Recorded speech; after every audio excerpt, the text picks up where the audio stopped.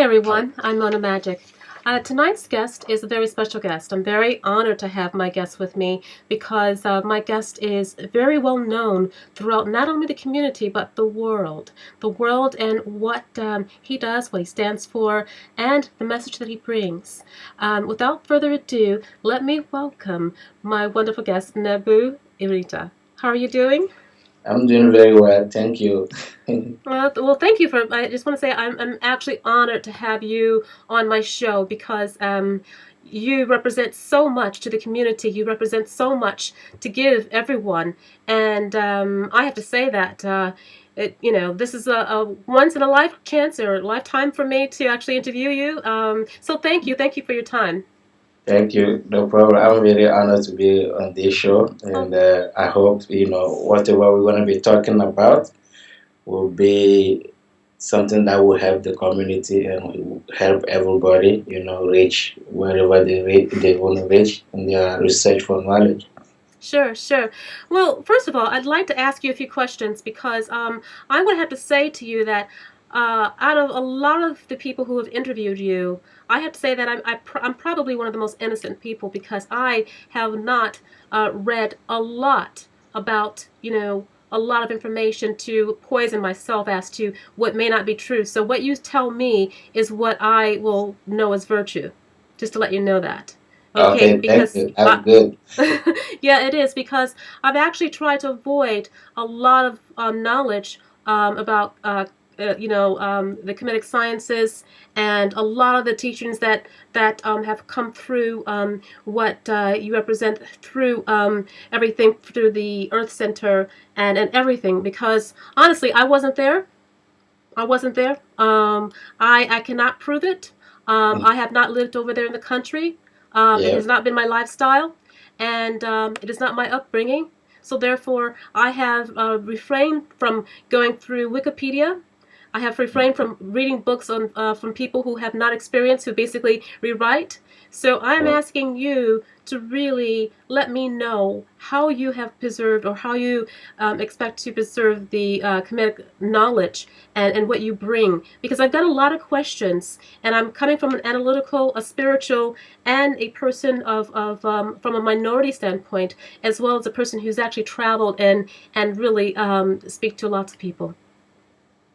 Yeah, well, that's a good question, and I will have first of all to uh, say my gratitude to all of the ancestors standing behind the knowledge that we carrying out, and I will have to also uh, thank Master Nava for giving us the opportunity for being the one to initiate this, for this knowledge to benefit all of the people outside of the traditional initiation camps.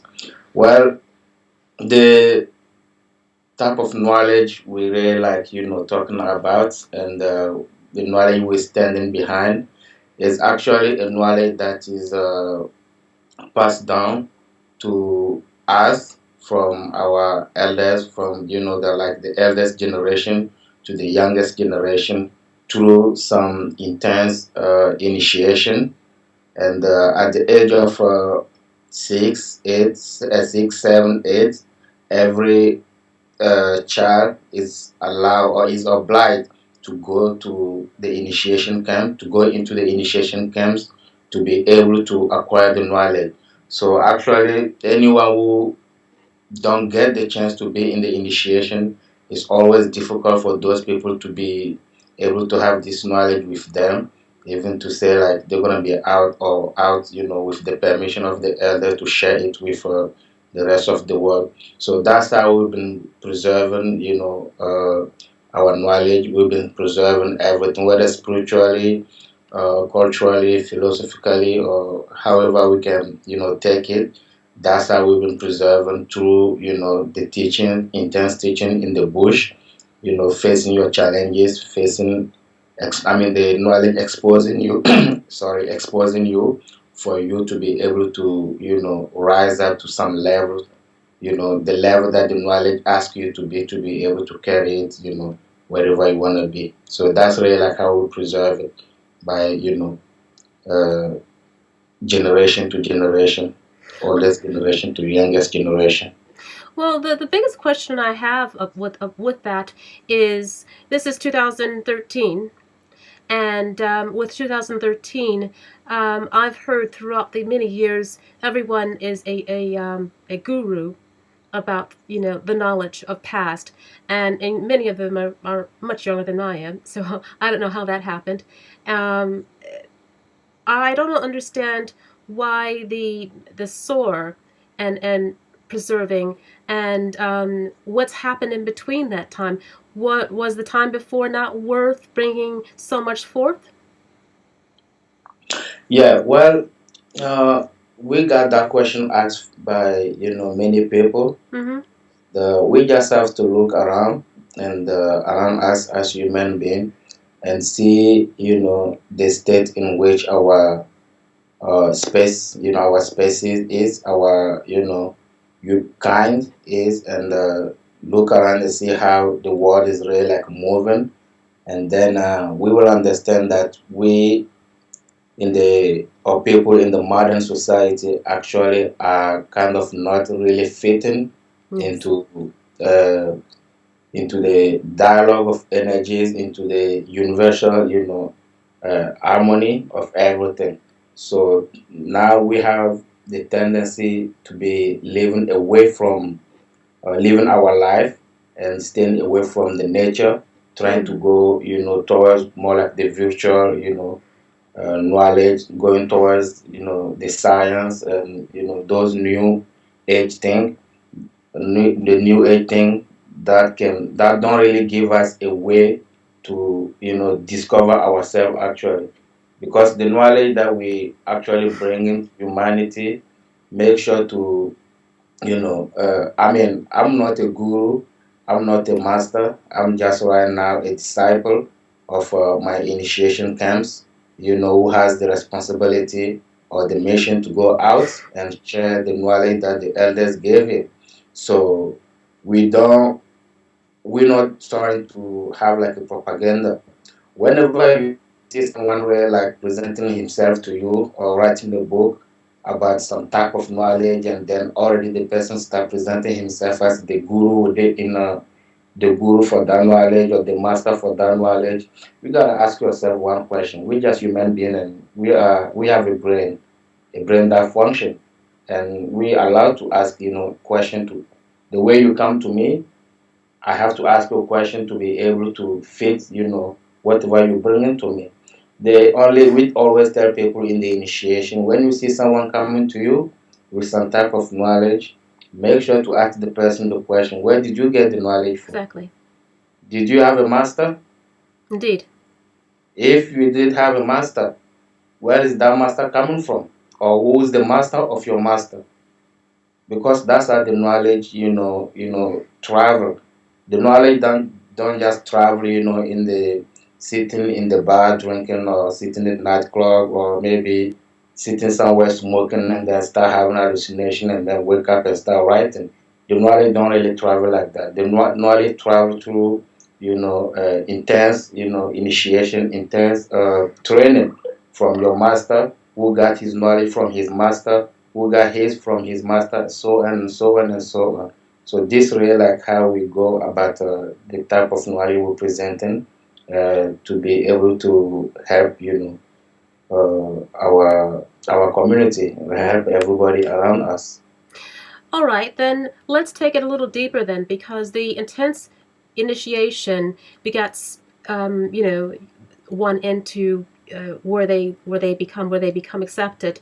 But we're also talking about the inner spirits of the earth. We're talking about the gods. Um, who is man to actually declare whether or not someone is ready? And really, isn't that a very egotistical thing to say about whether or not someone is worthy, a man or whatever, woman, whatever, is worthy to initiate someone based on their own humane and carnal judgment? Well, when I was talking about initiation, and the type of knowledge we present, there's this type of spiritual, force or this type of energy that exists within the knowledge itself that we're teaching. And when you come to initiation, most of the time our initiation goes for maybe 1 year or 1 year and 6 months. But already maybe 2 weeks, 2 weeks, in your initiation, you will give up because the knowledge is too heavy for you and you can't fit in it. So those to be, able to go through the whole process are the one to be able to, to be chosen. Actually, the knowledge choose you. You don't Indeed. choose it. It Exactly. choose you. I was in my generation when I started my initiation. I was with about 45 people, but at the end of the initiation, guess how many people were, initiated? 2? Or 4. 4? That's yeah. You go very hard. Because for initiate to come out of 45 initiate, 45 at the beginning. So actually, it's not another human being to decide, but when the knowledge itself, challenge you at the end, you you make sure to overcome those challenges, then your master or the one who is kind of your mentor will be the one to say, okay, yeah, you got to this level. But one thing to understand about, the Kemetic, Dogon initiation is kind of, we don't finish the initiation. I'm still being initiated. I'm still being initiated. I have, teachers. I have masters that I have to always go to. I have to follow them every time to get more because knowledge don't finish. I Indeed. need keep being initiated. So I don't just get a little bit and say, hey, I'm done. Now I'm a guru or I'm a master, Kemetic master or a priest or anything like that. No, I have to keep going because it's first of all it's about me trying to fit, into the existence, try to fit into the dialogue of energies of the universe. And then after that, the level that I'm trying to get, I will have to keep working on it. To be able to help other people, you have to keep working on yourself to be able to help other people. Well, I'll go into initiation again in a moment, but I'd like to understand exactly what does all this give you? What exactly does it all give you? Do you are you able to what are you able to do? I mean, what makes you different, and why would someone want to go through this? Is it to get more, to do what? Because there's a sense of reward that most people look forward to, and religions and areas of spirituality. Everyone needs to have that carrot. So what is the goal behind all of this? Well, the goal behind initiation is this. Remember, I said at the beginning, in the village, back home in Miritah, Africa. What happened is like every the initiation is for young people. I see. Young people who just came, into existence, and now at the age where they're trying to, you know, enter the society, they need to be initiated. They need to receive the knowledge of how everything has been going to be, because the society will actually hope on those people to keep going, to carry on. I see. So you can't really build a society. You can't really build, a perfect society without, initiating or giving your knowledge that you have, passing it down to the next generation. So that's really like how it goes into the system. And then at the end of the initiation, everybody comes out ready. If you are a woman, when you come, if you're a girl and you go in the initiation, you come out of the initiation comes being already a woman, Yes. ready to, do what you have to do as a woman to help the society with your mission. And if you're a boy, you come out as a man. Then when there's things going on, there are things going on in the society, you sit, you allow to sit, and then your spirit, your energies, and all of the ancestors behind you are also welcome in the community to help, lead the community, to the next level.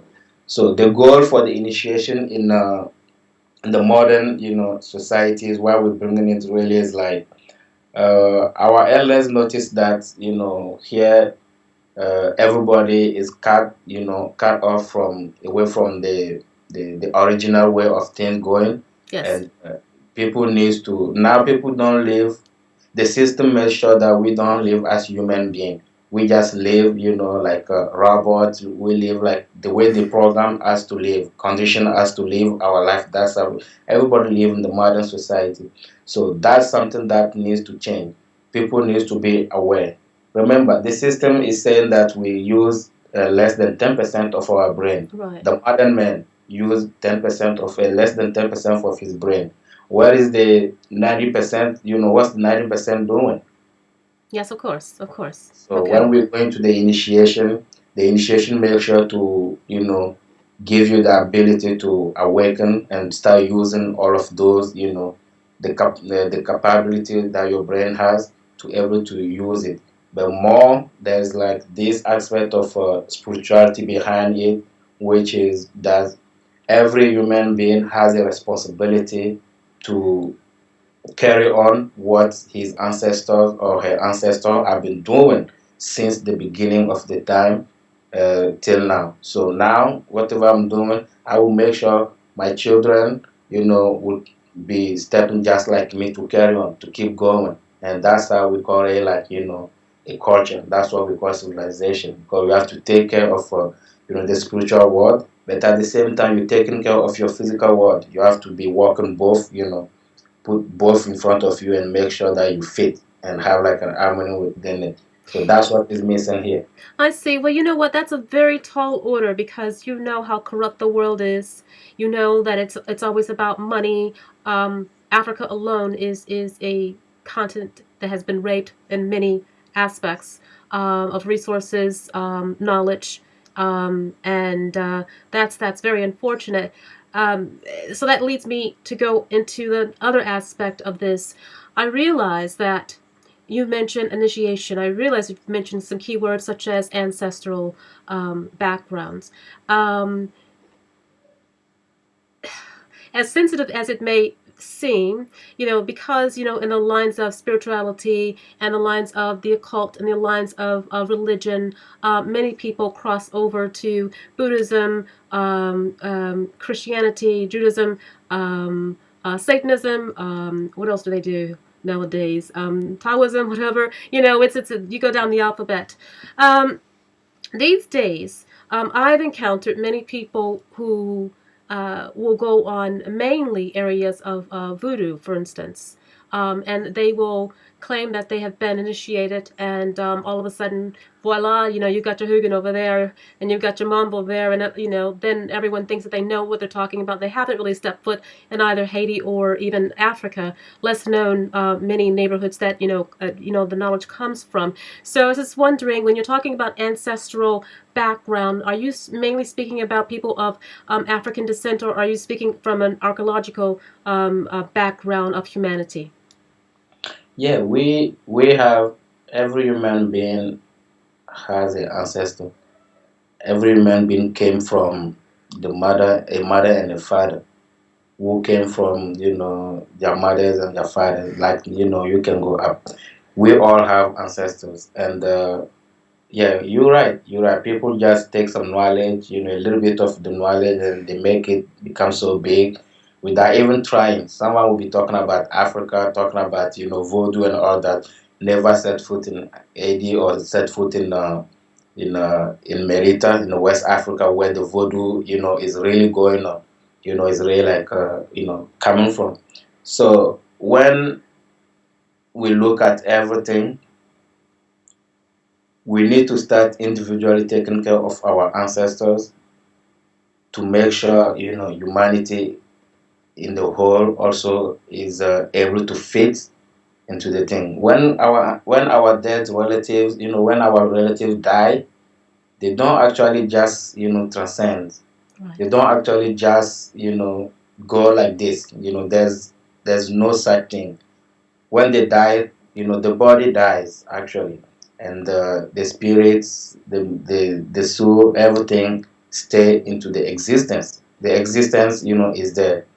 We have to make sure not to confuse life with existence. We live our life within the existence, but the existence will always remember us. We remain into the existence. So if we already existed once, for sure we have to keep existing. And for that reason, we have to be able to be taking care of, the spiritual responsibilities that we have towards our, you know, dead relatives. Actually, who already passed away. Give them, because once they are in a position where they rest, like they have peace, in the other world, then our lives become a very clear, life, and even you don't need to be doing so much to rise, Yes. your enlightenment and anything like that. We have a saying, like a tree that wants to flourish needs to honor, the roots. I see. Needs to honor So, its roots. so let's just say, for instance, if someone was from Croatia and they were of Caucasian descent, or they were from China, would you say that they would have ancestral backgrounds from? I mean, I know it sounds like a stupid question, but would you say that they have ancestral backgrounds from, let's just say, someplace that they can call from Africa, then to actually be initiated? How would that work out if you're talking about ancestral relations? Well, the system made sure to the modern societies, our leaders and our religions and everything, made sure to put this concept of race, in human beings mentality, in the modern human being mentality, so that we don't really, find where we stand. And once we end up finding where we standing, maybe I might consider myself a white person, and then we stand there and say, "Hey, I'm white. That's it. I don't deal with those type of things." We need to understand that this existence, the world is a result of diversity. World is the world. This world, this existence, this life is a result of many things going on.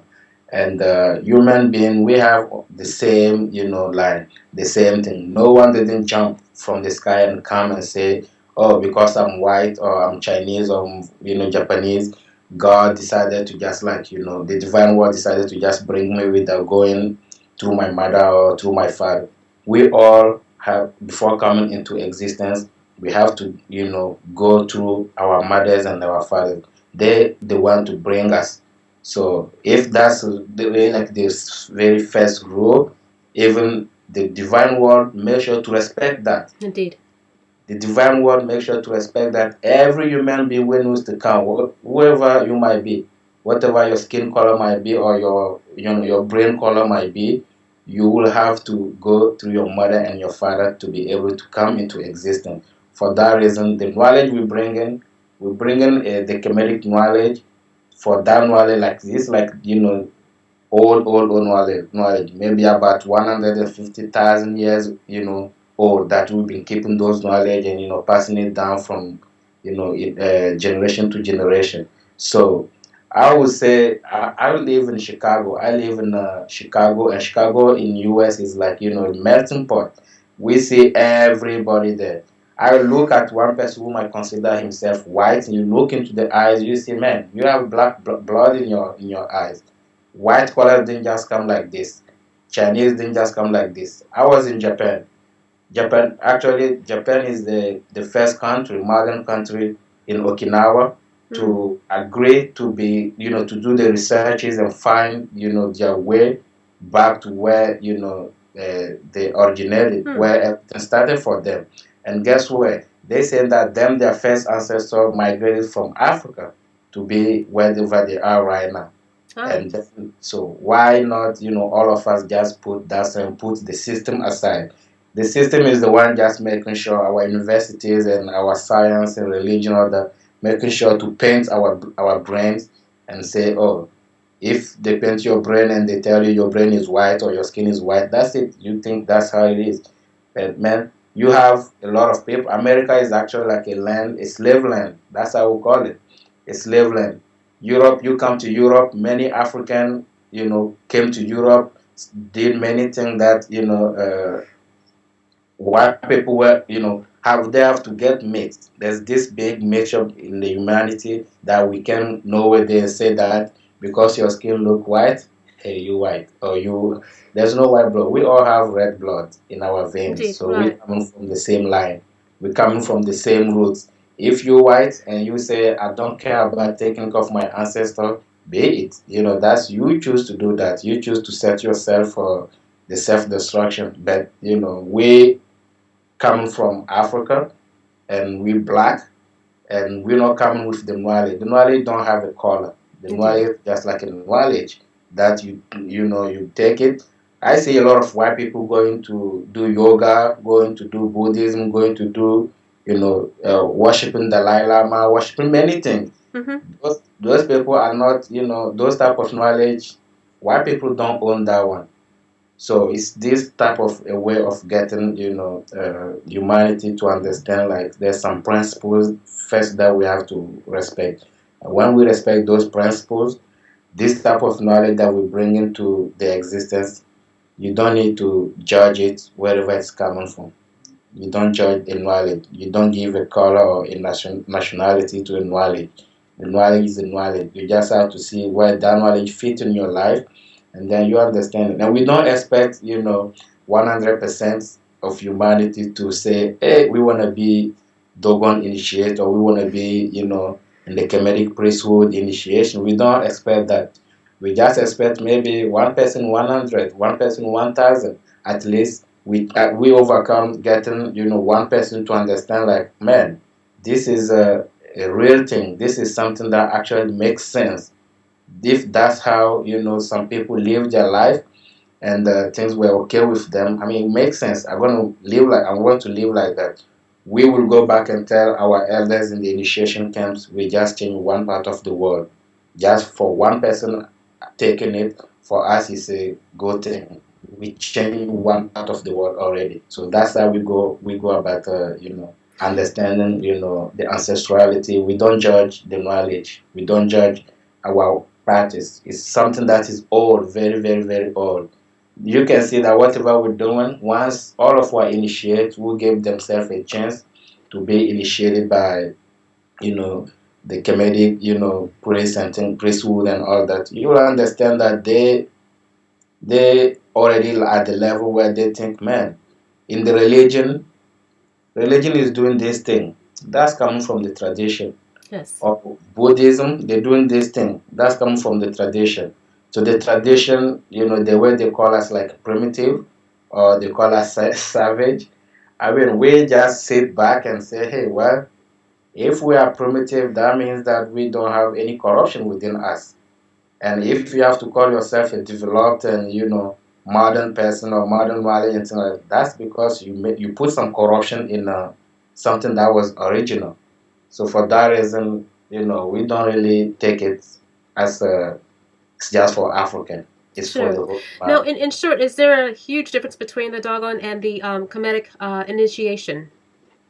Well, the Dogon actually is a tribe, and when we're talking about Kemet is actually a culture. It's not, it's not a race, or it's Right. not, it's not a land. It's actually a culture that was so powerful that grew, its power and expanded itself, to the rest of the world. So actually, Kemet. When we hear Kemet, we just thinking about Egypt, the colonial land Yes. that we have in the north of Africa, and we call Egypt. That's what we all just thinking. Really, Egypt is just like a name that the Egyptologist and the colonial system and all that just choose to be like, oh, this is where all of the things coming from, to just deny the authenticity or deny the ownership of the knowledge from black people. Black people, we were the one living along the valley of the Nile River. So the knowledge was there. But at the same time, the place where they call Egypt is kind of the capital, or let's say the way you call United States. United States has a capital where the leader Yes. of United States state, which is Washington D.C. So that's how it was. He has the pharaoh. was the leader of the whole civilization, of the whole Kemetic civilization, Kemetic people. So he has a place. He has a place where the whole organization of his society, of his culture, and other stays. So that was the area where they found, like, the tombs and things like that, the pyramids and all that. But actually, the knowledge is not there. The people actually, the knowledge live, or the culture live within people. Right. So we people who were living there during the migration, during the aggression of the Greek, Roman, and Persian, and all that, we have our ancestors had to migrate. During the migration, all of the tribe migrate. We migrated, and then we went down in west. So that's where actually, like, the knowledge is. We have the knowledge there, living with us, living within us, and we still living the knowledge. So I don't see any difference between the Kemetic culture and the Dogon culture. Yeah, We that's true. just become a tribe that people talk a lot about because we made sure to stay away from corruption coming Mm. from West. So we kept our knowledge very, very, very pure, Mm-hmm. and we don't just put it on the table, because you bring some millions of dollars and then say, okay, you take this, or you bring some dollars or some pounds, and then we say, no, you take this. No, we kept it. We don't sell our knowledge. Actually, the Good. knowledge is still within us. Good. I went to the British Museum last summer, and one of the things I was really surprised about is how Egypt was in the Mediterranean area, and then they had Africa in the basement, and I just didn't understand it because it's all one continent, and I had a woman on my show about last year sometime, and she said that it was because there was a lot of credit taken away from that area that they didn't want to give the people. A lot of things that they didn't want to give credit to. So when you're talking about the Kemetic knowledge and all the wisdom that comes from the past, it's good to have it sacred and close to heart because of all the stealing and borrowing and renaming that I've seen, across the globe. So with that, I would like to understand. I know that you probably won't say it, but there has to be a lot of knowledge that is not out there that you won't say anything to anybody because there is a lot of sacred knowledge in the past. Celestial information, mathematics, science, everything from the past, and I see now today when I see stuff on YouTube and I've heard people talk about anything about Kemetics, they're talking about bringing culture back to many people of African descent, bringing virtue back, bringing, let's say tradition back. But there's that mystery aspect is missing that I haven't seen for the forefront. So is that more so something that someone like myself wouldn't get unless I actually wanted to get initiated? I couldn't pick up a book. I couldn't go to a seminar because I know that you're in the UK right now and you've got the seminars going. So I'm not going to find any deep secrets, at those seminars. No, that's what I'm saying. That's a good question. You made actually a very good analysis to see, and I mean, to understand, because people really like trying to reconnect, trying to get some knowledge, and when they're looking for the Kemetic knowledge, they should understand that the people that we call Egyptologues, Mm-hmm. people doing Egyptology and all that, they're doing Egyptology. In Yes, our culture, in the Kemetic culture, we don't even have. You can go in those, tombs and the pyramids and all of the, artifacts and they have and stuff, papyrus and all that. You will never find a word Egypt. exactly. We don't have Egypt in our language. Mm, So to just give you, an idea of how they study something that don't exist, or they are studying, talking a lot about something that exists only in their agenda I see. or in what they have in mind actually. Well, you look around here. That's the reason why we come in here.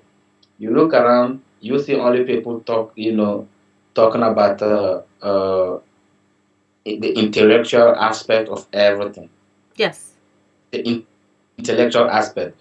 But in the tradition, when we see those people coming to us, we just tell them, please, you know what, you want to be initiated. This masturbation of your brain that you've been having, you need to keep it aside. Here, it's deeper than that. We have many other things that involve in your initiation to help you evolve into the existence, help you evolve in the universe. Sure, that's what is missing. The spiritual aspect of the Kemetic knowledge is missing in the West, is missing in the modern societies, and the philosophy, the culture itself is missing. You can be teaching the knowledge from some people without teaching the culture to those people. If I bring if I'm bringing you some Roman or some Greek knowledge, I have to teach you the Greek culture. Indeed, I agree. Yeah. The system did the same thing to everybody in the modern society. They teaching you the Greek knowledge, and you live in the Greek culture. Right. Barbarism and everything, and killing and doing everything, the orgies and all that, doing all that, drinking and being like, this fantasy, world of fantasy and all that. This is the Greek culture, actually, that everybody's living in the modern society. But us, people have been taking care of temples and, well, worrying ourselves, working hard to keep the balance of energies, on the earth that we live in and all that. We have a way of approaching knowledge. Don't just knowledge with the culture, the philosophy, and all that of the people, the spirituality of the people who own the knowledge. So that's what is missing to our people, and people should understand and stop really going into the books and all that. Right now, we in UK, all of our material and books that we bring, it's just to kind of read it for it to raise like a red flag in your head. Man, what am I doing? And then start, doing something else. So that's really like why we even like in UK. I see.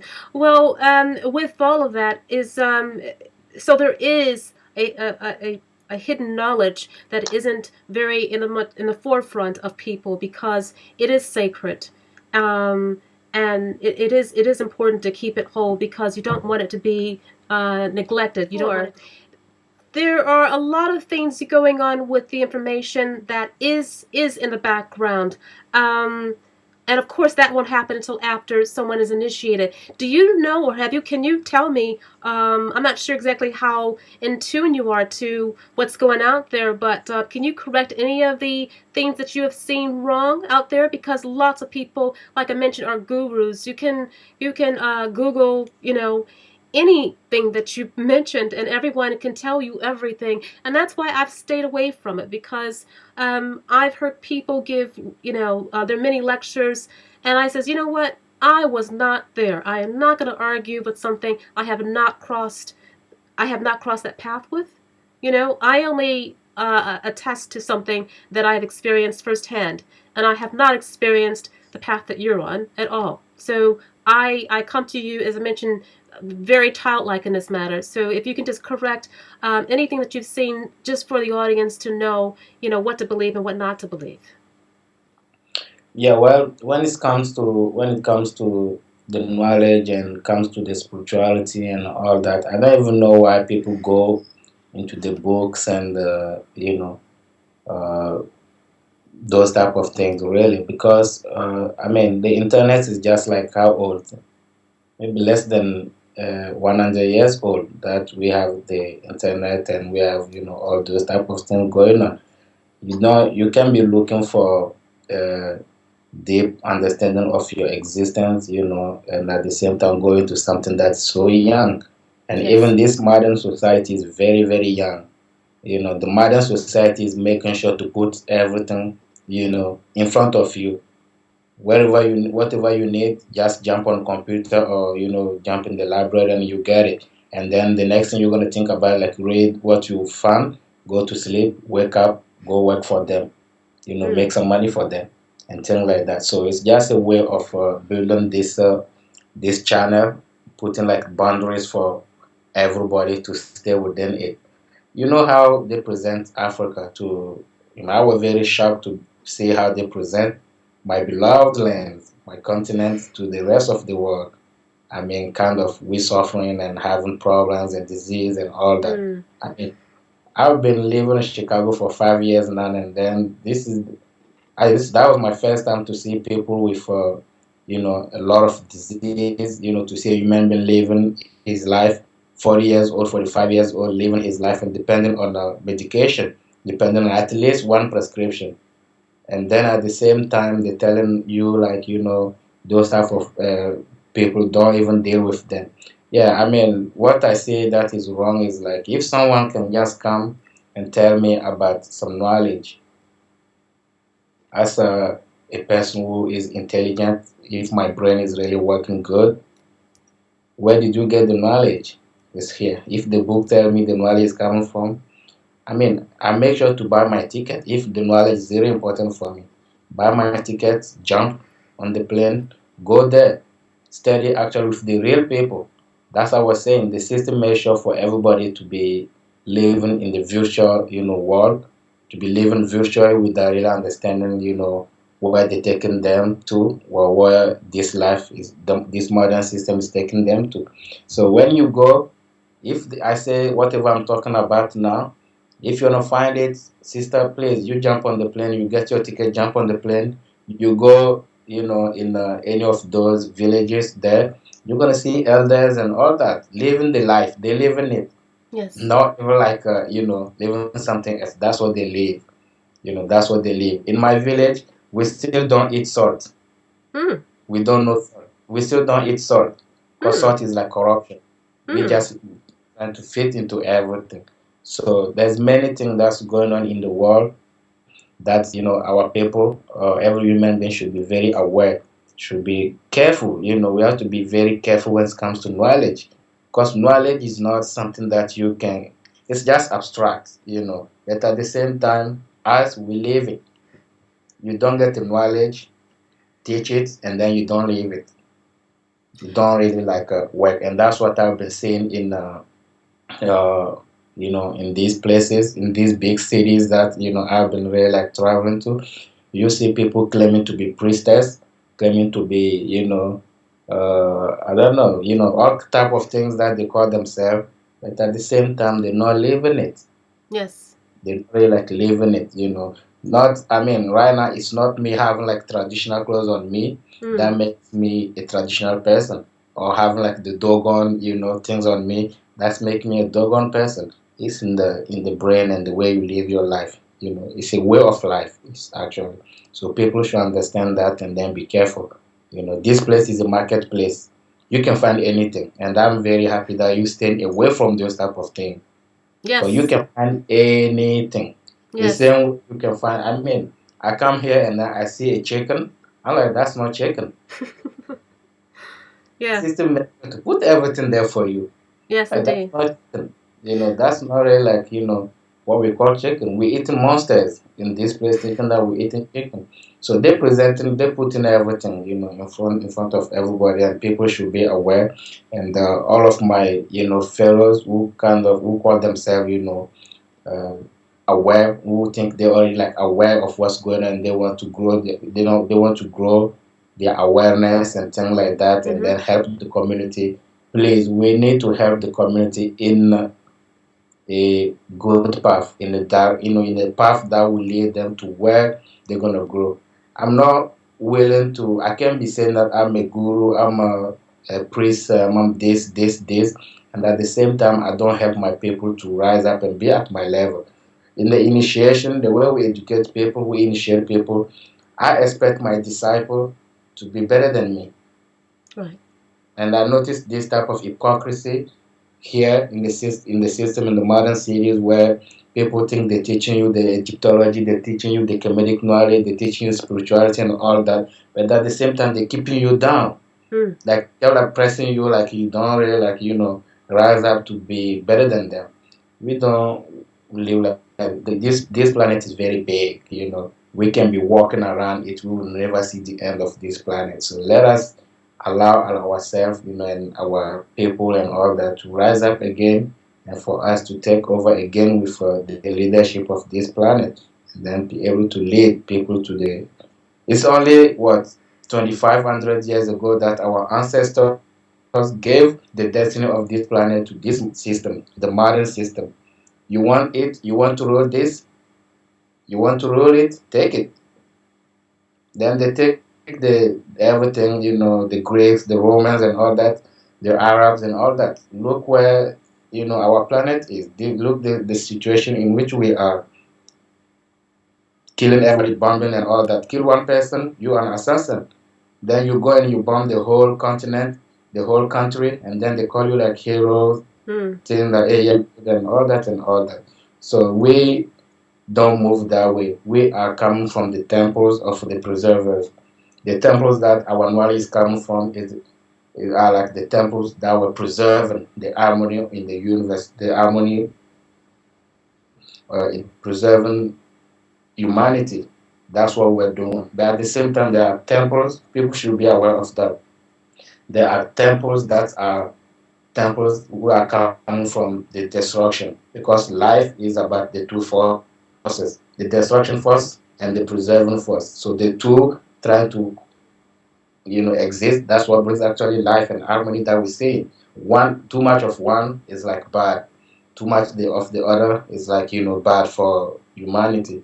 So some knowledge are coming from the temples of Set, the temples of destruction. So people should be aware. You don't just embrace every knowledge. Yes. See what the goal of the knowledge. See what's the background of the knowledge before you embrace it. So that's really like what I noticed going on here. This type of hypocrisy and ignorance going on here. Well, I know that you also too mention about modern medicine versus the natural aspect of things. But I have to say that when you're talking about modern medicine, you're talking about medicine that has been reconstructed for a few things. Number one, to keep the pharmaceutical companies, in business. Also, two, to keep people sick a little bit. That's my opinion. And as well as because of the environment, the way the environment is today, our bodies are not as pure as it should be because of all the additives, all the preservatives that we do take. It's almost like everyone has to detoxify in order to be clean, in order to be human, if you will. So when you're talking about going back to time, you're going back to naturalness. That could be quite expensive for people, because where are you going to get a plant that is not, saturated with pesticides or whatever the case? You mentioned salt, where sodium is practically in every single ingredient that you pick up on the package. So, personally, I'm vegetarian, so I practically eat I have a very virtuous diet, but I watch what I eat for more than, many reasons, and I see that many people don't. So what is your suggestion as to how people can merge the two? Because what you're asking is extremely hard for people these days. You can't go to a restaurant without being scrutinized for, for a diet other than the toxic diet. Yeah, the way we look at the modern being or the modern man is like someone who says like that this is where I should be focused. This is where I should be going. Everybody within themselves, honestly.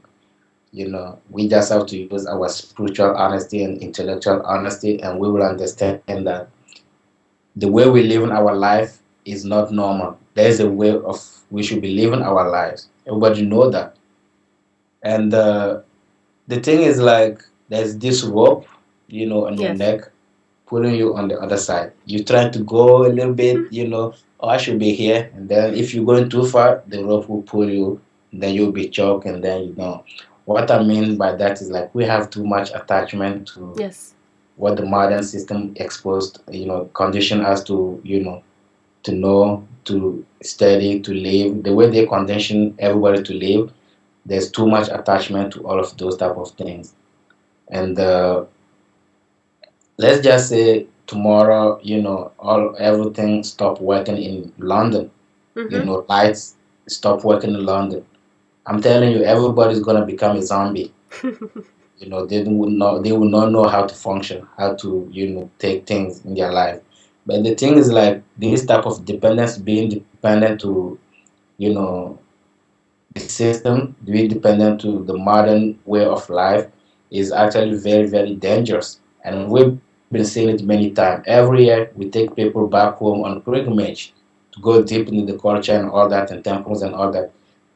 I will tell you that the first week, we have to deal with them having diarrhea, having, be weak, having to be, having like malaria and all that. For us, back home in Africa, you get malaria, it's just a way of building again your immune system. So first, people here who's born here, someone who's born in this type of cities is weak on the human, the body don't have a lot of immunity and all that. And second, there's this type of dependent. And we're not gonna force people to just, it's gonna take a lot of work, a lot of courage for someone to just say, I'm done. But guess what? You have people, those even you might call black, white, because the skin is white. You have them living in our places because they are done. They say, we're done with this thing. We want to live, in the nature. But we have our own brothers and sisters, they call themselves black because the skin is black, but the brain is still function like, what the white man puts, there for them. So we know it's going to be difficult. We know that. We know it's going to be difficult. Even when you come into my initiation, I'm going to make it more difficult for you to understand how you've been conditioned, and you just need to fit in the nature. And there's a lot of place in Africa. We have a lot of space. You just when you knock at anyone's door, they open the food they have to share. They share it with you.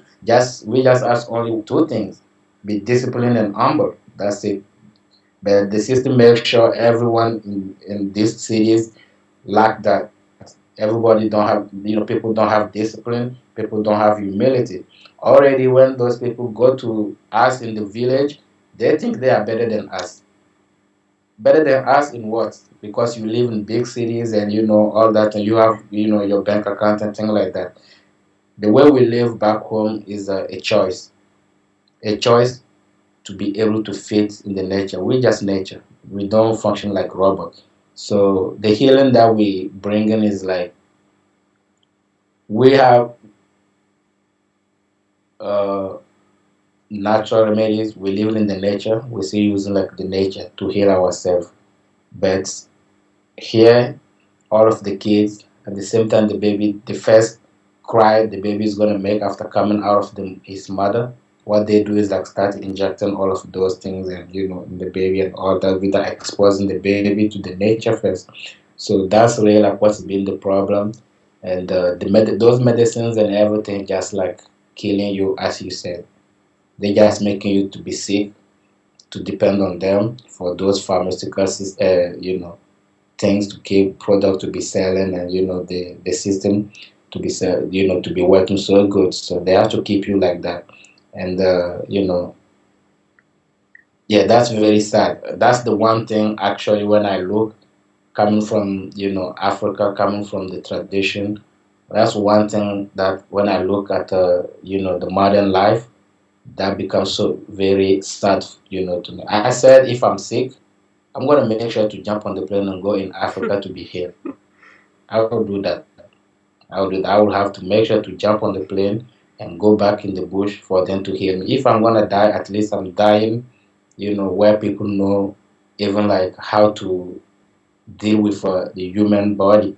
Even Yes. here, they don't take your body good. They open, they cut off, they open, they chop things, throw them. I don't know if they throw them in garbage or what they do with all of those type of things. They take out of human beings.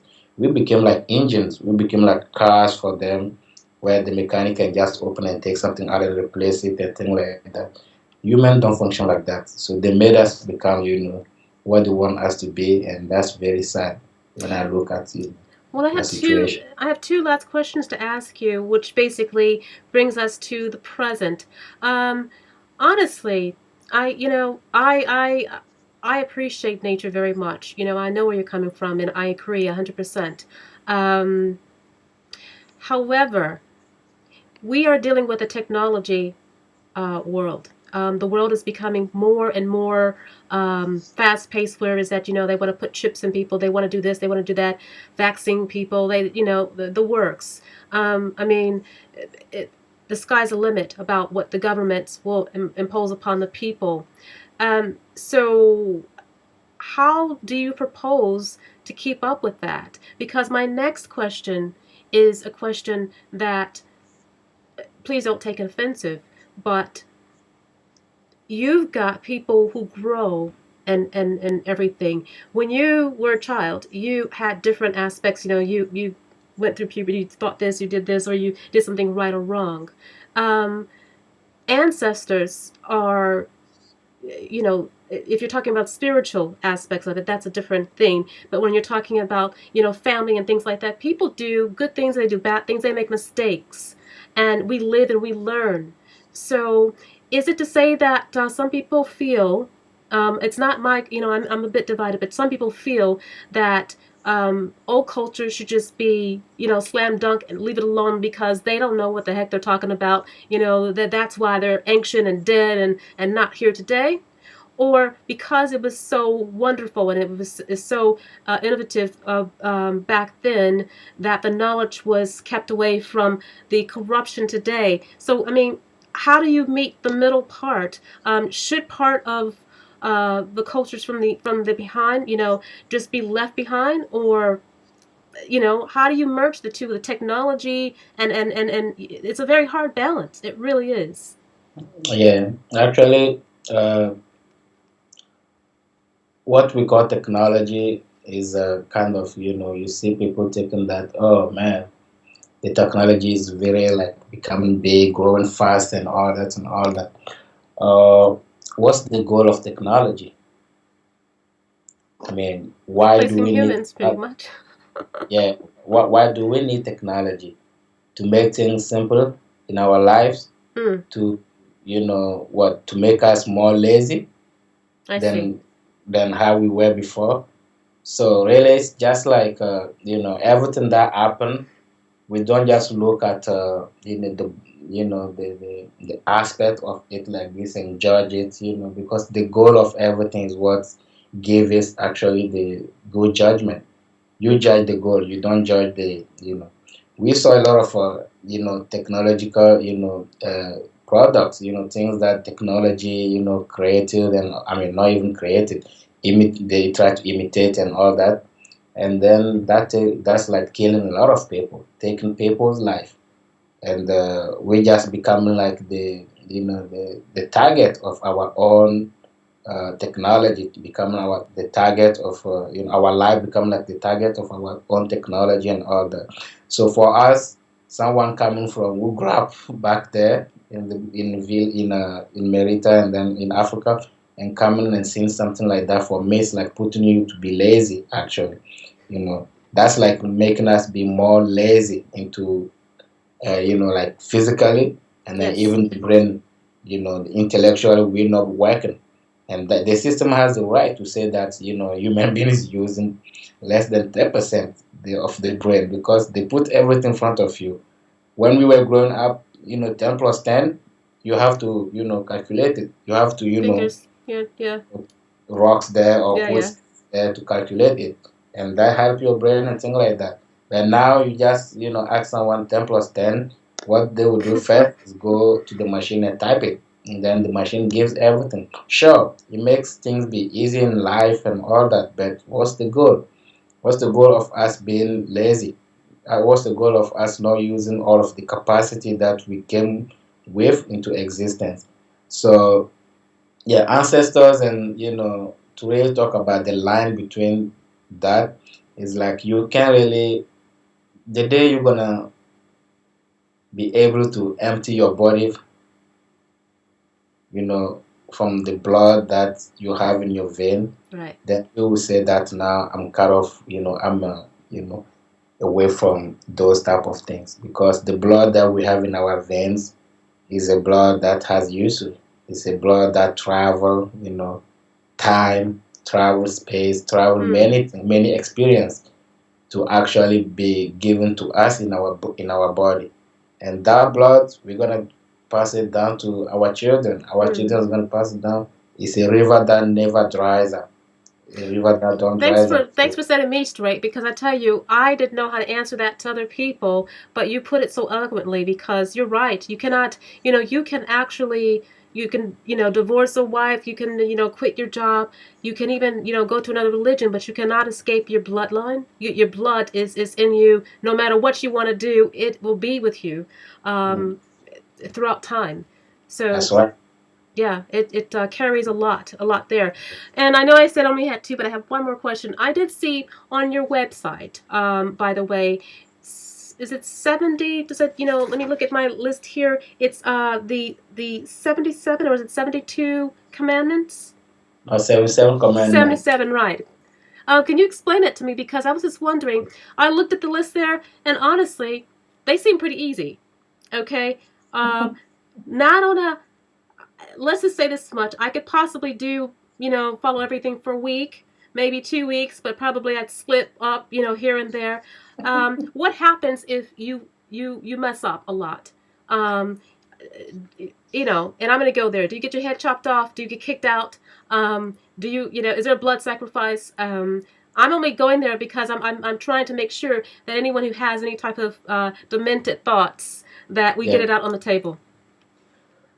Yeah, well, that's you just bringing like a big topic, because this is something that is one of the things that we say that our temples and our ancestors and our priests, made sure to keep away from in the modern society, is that thing that you're just talking about, the 77 commandment. We call it the code of human behavior, or the divine ordinance. So this is the first time. Imagine the first time when human beings were able to access the divine world. Human beings, were actually able to leave the barbarism and all that, and then try to express themselves to be able to access something that is new, divine. And once the first time that happened to our ancestors, when they were able to, uncover this mystery of another world existing apart from this world, the divine world asked, our ancestors a question: what's your agenda? What's your goal on earth? We created you, we gave you this chance to be on earth and all that, but what's your agenda? The answer our ancestors gave to the divine world was, well, they look around them and everything just like, destruction going on, barbarism and all that. Well, we want to be like you. Your world is perfect. Everything's perfect here, peaceful, and everything's okay. We want to be like you. We want you to produce the world that you live in. If we can live where you live in, we want to produce it. Yes. Then the divine world went like, man, you guys are just weak, corruptible. You have emotions. You die. We don't die. With divine world, we don't die. You die. You have too much corruptions in your thing. Your body is like, you don't shower for 2 days and then you start smelling and stinky and all that. Go to sleep. You wake up. You have to use bathroom. You have to do this. We don't do that. So how are you gonna, reproduce the world that we live in? But since you guys insist, we're gonna give you a code of behavior. I see. That was the code. When you remember in the Bible when they're talking about Moses talking to God, talking to Moses. Ten Commandments, so it's like a copy of the original, things that happened. Yes. Down, many thousands of years ago. So this is the commandment. Those commandments actually have even like the 10 commandments. No, some of the 10 commandments out of it. Because if you look very well, you read very well commandment, you will see that those commandments talking actually about you. Yes. How to rise up your qualities. Yes. Tell you shouldn't be angry. Thou shalt not be angry. Thou shalt not be impatient. Thou shalt not be, those type of things. The commandments tell you personally what you are to work on. But if you look at the Ten Commandments, they're just talking about society, how to make sure the society works so good. You don't do this in the society, but you can be lying. Just don't break the law. Just don't violate the traffic light. Just that's really like what the Ten Commandments in the Bible actually the system used that to just like help control humanity. And then also some Egyptologists talk about the 42 laws of Mahat. They call it 42 laws of Mahat. Yeah, that's what we're saying. If you don't give yourself the discipline and humility to learn, that's how you end up, kind of masturbating your brain without knowing really where you stand. We have people, they are elders and all that. You have to go sit under them and learn, the real thing. 42, the difference between those things is like when our ancestors were living their lives, they lived their life based on spirituality and quality. That's what make us Kem people. That's why our culture was so big. That's why the Kemetic culture civilization was so big, because every human being was obliged to follow rules to raise, their quality. So when you die or before you die, actually, you have a chance when you live in your life to write down, all of the commandments that you broke, or all of the commandments you struggle with, in your existence. So the 42 confession that they found was actually one of the ancestors. You went in the British Museum, you saw the bodies and all that. They went and they were digging, and then that's what they found there. That the Egyptologist found, in the tomb of that, ancestor who has like, he's saying that he wasn't able to respect the 42 commandments. Because difference is like the 77 commandment tell you thou shalt not do this, thou shalt not kill, thou shalt not steal, thou shalt not be angry. But if you look into the 42 confession, he says, I didn't do this, I didn't do this, I didn't do this. So the person wasn't able to follow those, some of the commandments, and he just mentioned those he was able to follow, and then that's what he's going to carry with him. Now, when it's time for him to reincarnate, he's coming back to work on, the rest of the commandment that he didn't follow.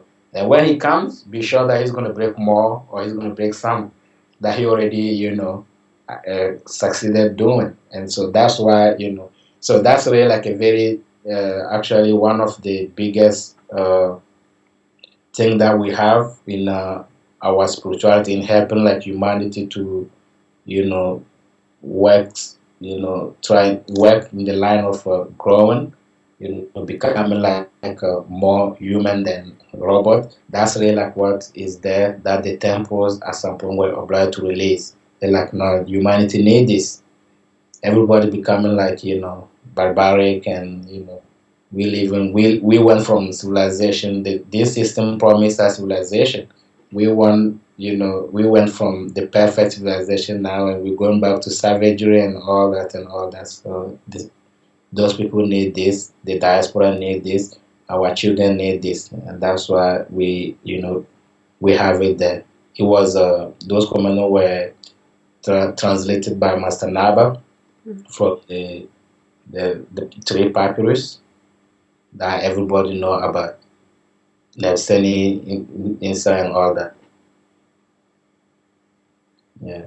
I see. Well, thanks for that, because I didn't know about that. That was the first time ever that I'd ever heard about it. Like I said, I wanted to speak to you on a very innocent and a very even plane, just to learn from you, because I didn't want to come to you, like I knew anything.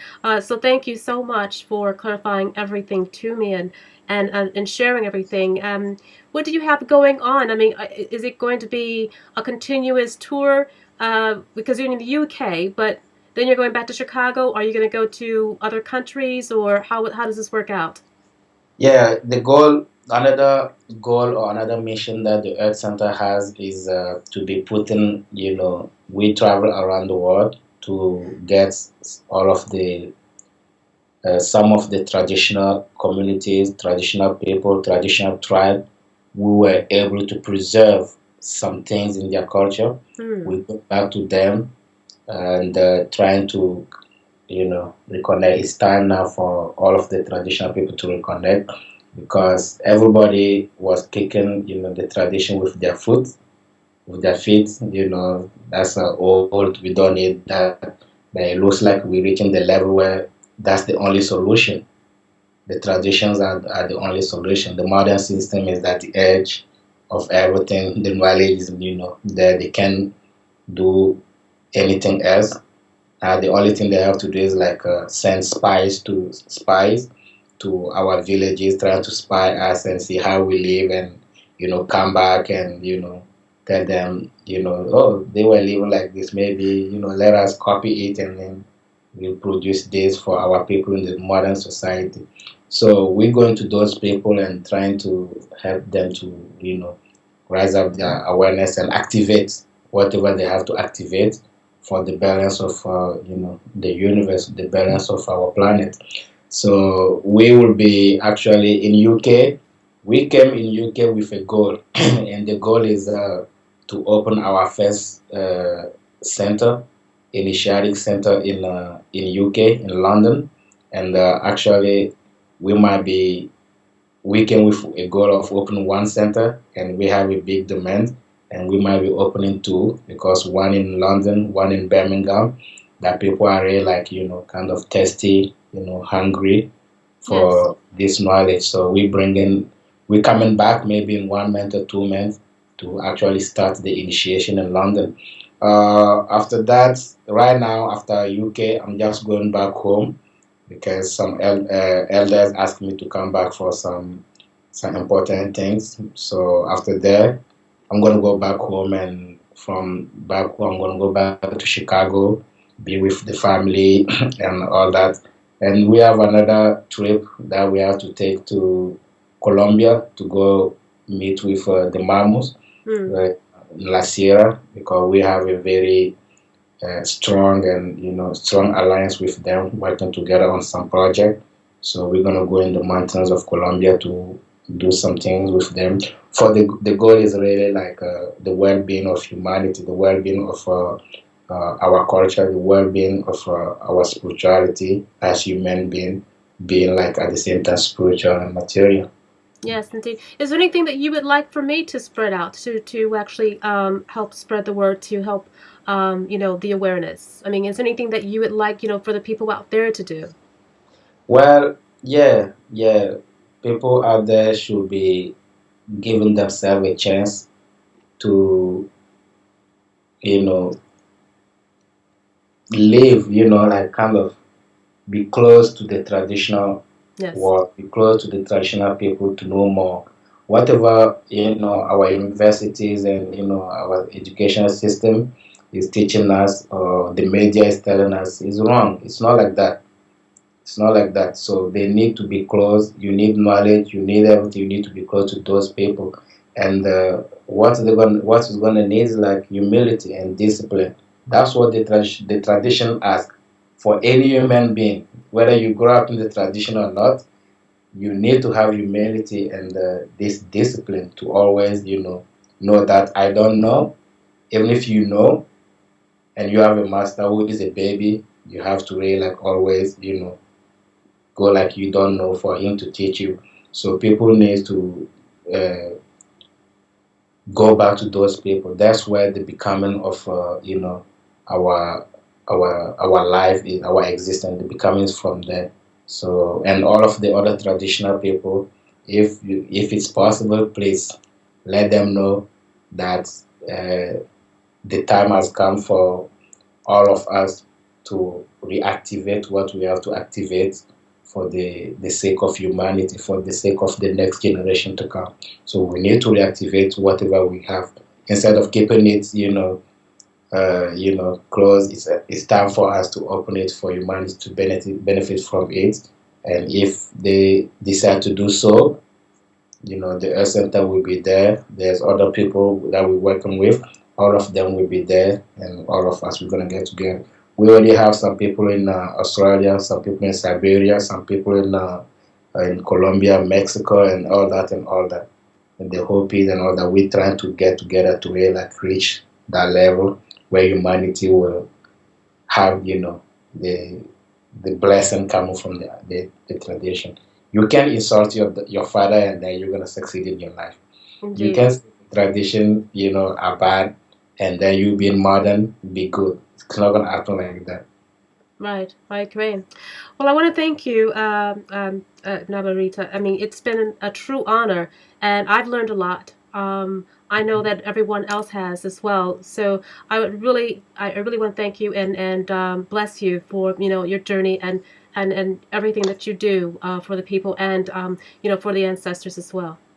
Thank you very much. It's an honor, and I hope to come back again with you and explore more things and talk more things that will help our people. Thank you very much. Thank you. And may Thank you. ancestors bless you too. Thank you. And now for the Divine Code of Human Behavior, also known as the 77 Commandments. Thou shalt not cause sufferings to humans. Thou shalt not intrigue by ambition, not deprive a poor person of their substance, not commit acts that are loathed by gods, not cause sufferings to others, not steal offerings from temples, not steal bread meant for gods, not steal offerings destined to sanctify spirits, not commit shameful acts inside the sacrosancts of temples. Thou shalt not sin against nature with one's own kind. Thou shalt not take milk from the mouth of a child. Thou shalt not fish using other fish as bait. Not extinguish fire when it should be burnt. Thou shalt not violate the rules of meat offerings. Not take possessions of properties belonging to the temple of the gods. Thou shalt not prevent a god from manifesting itself. Thou shalt not cause crime, not make scornful signs. Thou shalt not get angry or enter a dispute without just cause. Thou shalt not be impure, not refuse to listen to words of justice and truth. Thou shalt not blaspheme. Thou shalt not sin by excess of speech. Thou shalt not speak scornfully. Thou shalt not curse a divinity. Thou shalt not cheat on the offerings to gods, not waste the offerings to the dead. Thou shalt not snatch food from children, and thou shalt not sin against the gods of one city. Thou shalt not kill divine animals with bad intentions. Thou shalt not cheat. Thou shalt not rob or loot. Thou shalt not steal. Thou shalt not kill. Thou shalt not destroy offerings. Thou shalt not reduce measurements. Thou shalt not steal properties belonging to the gods. Thou shalt not lie. Thou shalt not snatch food away or wealth. Thou shalt not cause pain. Thou shalt not fornicate with the fornicator. Thou shalt not act dishonestly. Thou shalt not transgress. Thou shalt not act maliciously. Thou shalt not steal farmlands. Thou shalt not reveal secrets. Thou shalt not court a man's wife. Thou shalt not sleep with another's wife. Thou shalt not cause terror. Thou shalt not rebel. Thou shalt not cause or be the cause of anger or hot tempers. Thou shalt not act with insolence. Thou shalt not cause misunderstandings. Thou shalt not misjudge or judge hastily. Thou shalt not be impatient.